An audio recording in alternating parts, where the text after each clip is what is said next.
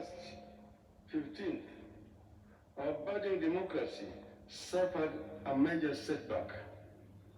As a result, Kenya faces a grave legal and political crisis as a result of the actions of Mr.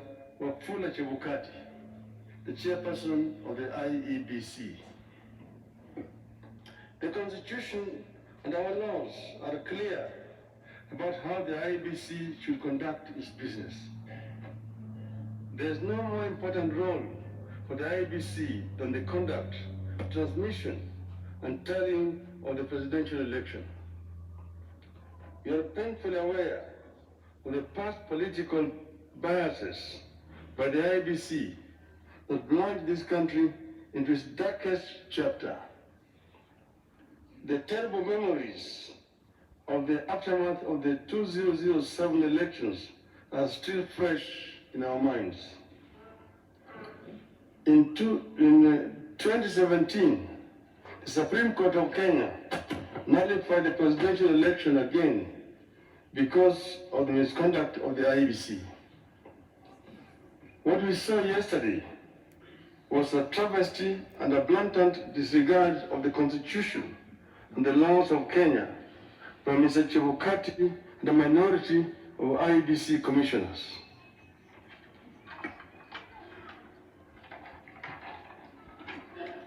The law is clear on the role of the chairperson of the IEBC.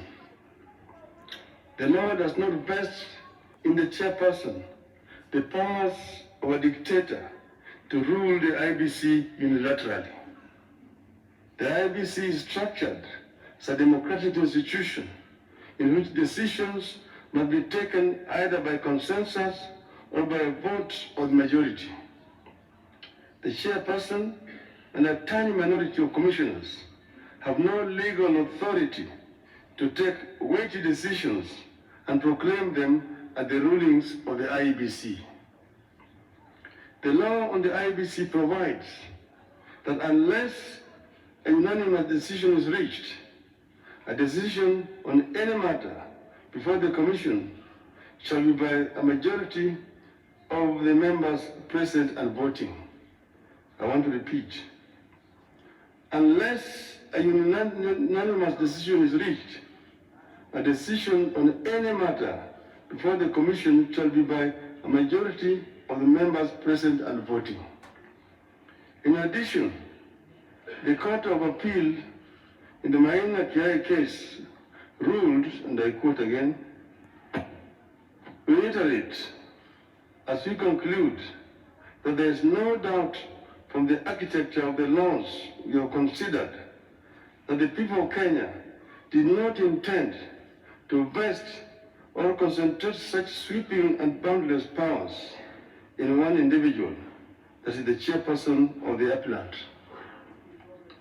That is why I and AZIMIO, La Umoja, One Kenya, and the nation at large were shocked yesterday to learn that Mr. Chebukati alone decided to pronounce himself on the supposed winner of the 2022 presidential elections. We understand that only Mr. Chebukati alone had access to the tally of the presidential vote. He denied all the commissioners access to that information until he suddenly appeared before the commissioners in the late afternoon to present them with a fait accompli.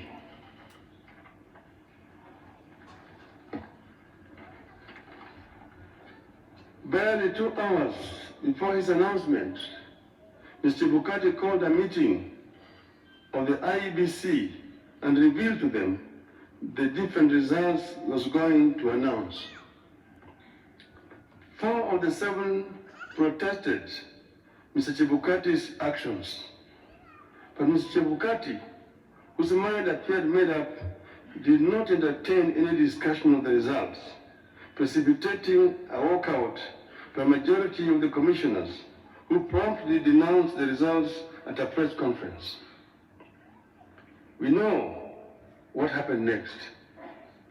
A majority of the commissioners walked out and held a press conference where they denounced the results. Our view in AZIMIO is clear. The figures announced by Mr. Chebukati are null and void.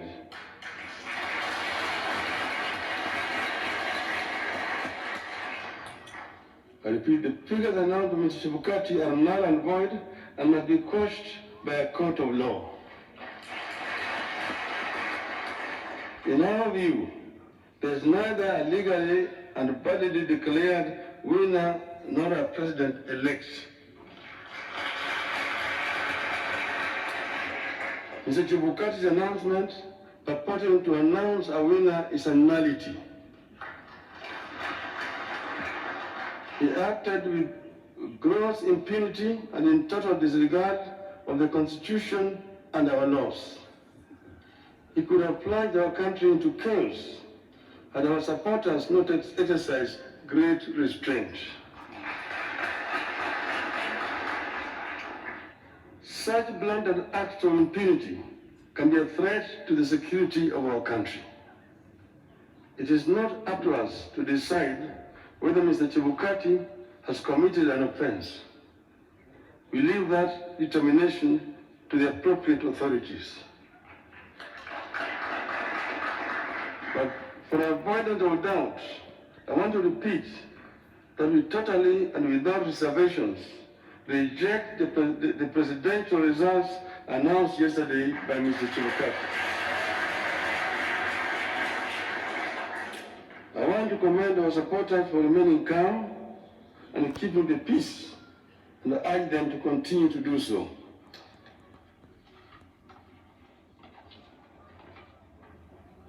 Let no one take the law into their own hands. We are pursuing constitutional and lawful channels and processes to invalidate Mr. Chebukati's illegal and unconstitutional pronouncement.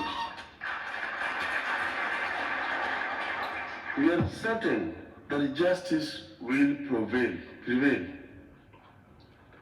I want to further commend the heroism of the 4 commissioners, the majority of the IEBC, who stood up to the bullying and the illegal conduct of Mr. Chebukati. We are proud of them and ask them not to fear anything. Kenyans are with them.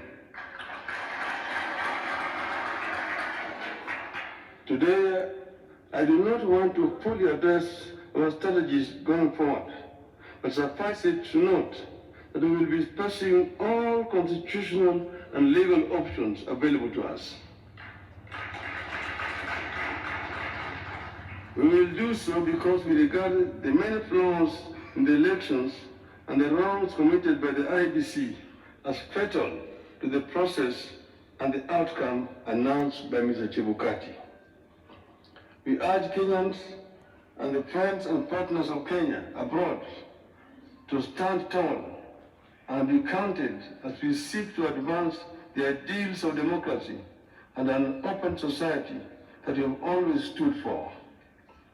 We will pursue justice for our supporters and for all Kenyans so that their choices are respected and honored.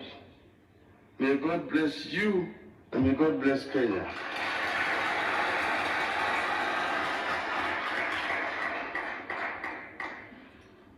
Nataka kuchukua fursa hii kutoa shukrani kwa Wakenya wenzangu ambayo wameshiriki katika uchaguzi ambayo imepita.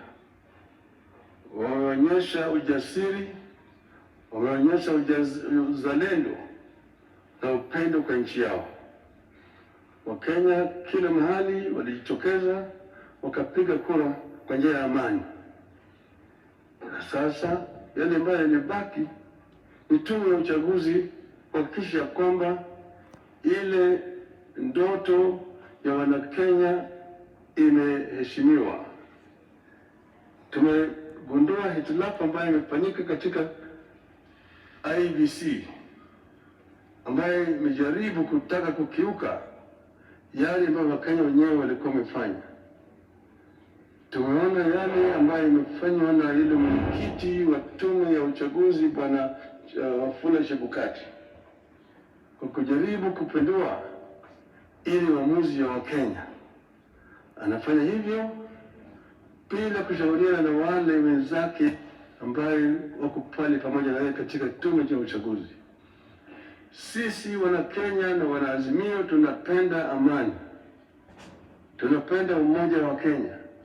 Tunataka kuona kama Wakenya waungana kama kitu kimoja. Ndio tunaongea juu ya Azimio la umoja. Tuko na nia ya kuona kwamba Kenya imetoka katika janga la ufukara, janga ya kutokuwa na amani na janga ya ubaguzi ya kikabila, ili Wakenya waungane kama watu moja, waweze kutekeleza wajibu yao kulingana na ndoto ya uanzilishi wa taifa letu. Hatutakubali, nataka kurudia haya, hatutakubali mtu mmoja ajaribu kuleta vurugu katika taifa letu, kujaribu vilevile kubadilisha yale ambayo Wakenya wameamua kama watu moja. Wakenya hawatakubali, hatutakubali. Tutazidi kutetea nchi yetu na katiba letu kama Wakenya ili Kenya iweze kuendelea mbele. Asanteni sana.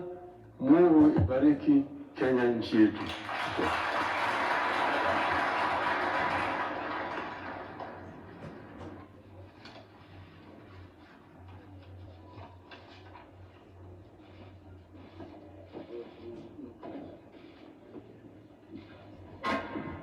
Niombe sote tusalie tumeketi tunapomruhusu Mheshimiwa Raila. Indeed.